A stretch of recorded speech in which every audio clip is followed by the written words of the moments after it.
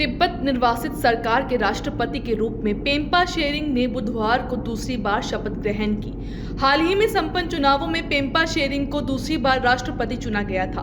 मैक्लोडगंज स्थित चुगलाखंग बौद्ध मठ में आयोजित शपथ ग्रहण समारोह में तिब्बती धर्मगुरु दलाई लामा विशेष रूप से। बिट्टू, बहू कब से तैयार होकर बैठी है? टेस्ट के लिए जाना बेटा। टेस्ट ही तो देख रहा हूँ माँ। ये टेस्ट जल्द से जल्द होना जरूरी है। माँ क्या जल्दी जल्दी लगा रखी है? टेस्ट कराने में थोड़ी देर हो गई तो क्या हो जाएगा? देख बेटा, काफी नजदीकी मामला हो सकता था, लेकिन बेहतरीन रनिंग बिटवीन द विकेट्स। देखा, बच गए। इसलिए समय पर पहुंचना जरूरी है। गर्भावस्था के पहले 3 महीनों के अंदर HIV और सिफिलिस की जांच जरूर कराएं, ताकि शिशु को HIV संक्रमण से बचाया जा सके और माँ और शिशु एक स्वस्थ और लंबी जिंदगी जी सके। गर्भावस्था की पहली जांच में ही HIV और सिफिलिस की जांच जरूर कराएं। उपस्थित रहे। शपथ ग्रहण समारोह के बाद पेम्पा शेरिंग ने कहा कि दूसरी बार राष्ट्रपति का दायित्व मिलने पर तिब्बत चीन समस्या को सुलझाना उनकी प्राथमिकता रहेगी। इसके लिए अंतर्राष्ट्रीय समुदाय से सहयोग की अपील की जाएगी।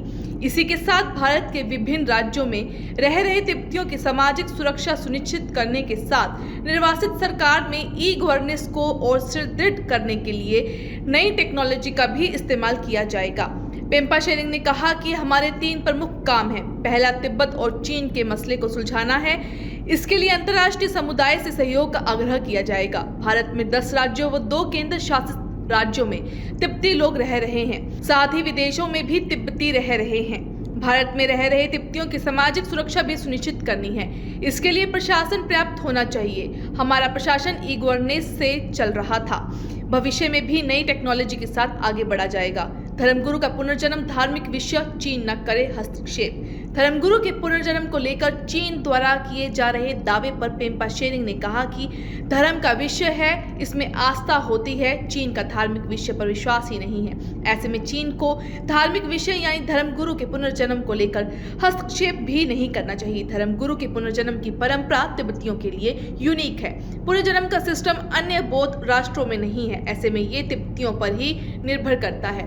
आज स्वेरिंग इन सेरेमनी में परम पूज्य दलाई लामा जी भी पधारे, तो I feel very blessed that his holiness could grace the swearing in ceremony. Then of course we had many guests from the international community also to express their solidarity with the Tibetans and also to wish us a successful tenure for the next 5 years. So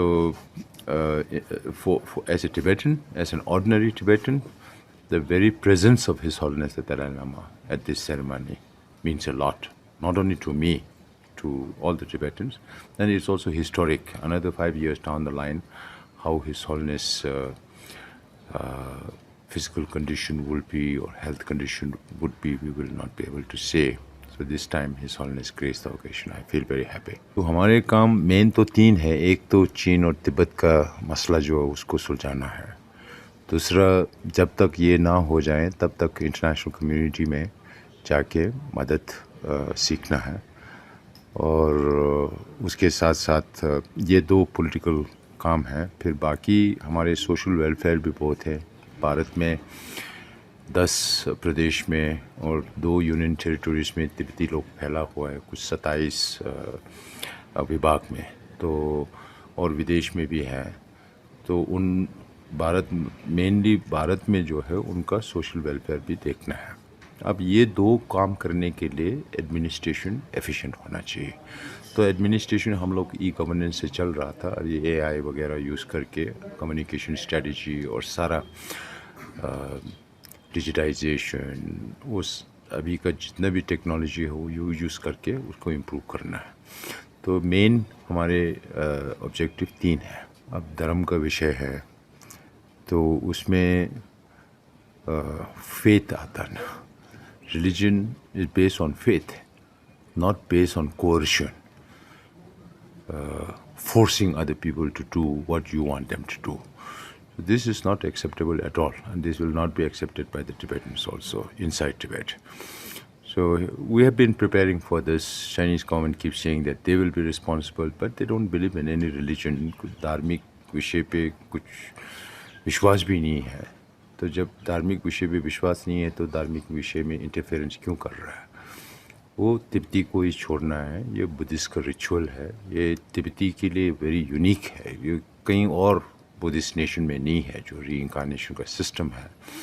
तो वो it is up to the Tibetan people to decide. China should have no hand in any kind of decision making in the process of selection of the next Dalai Lama.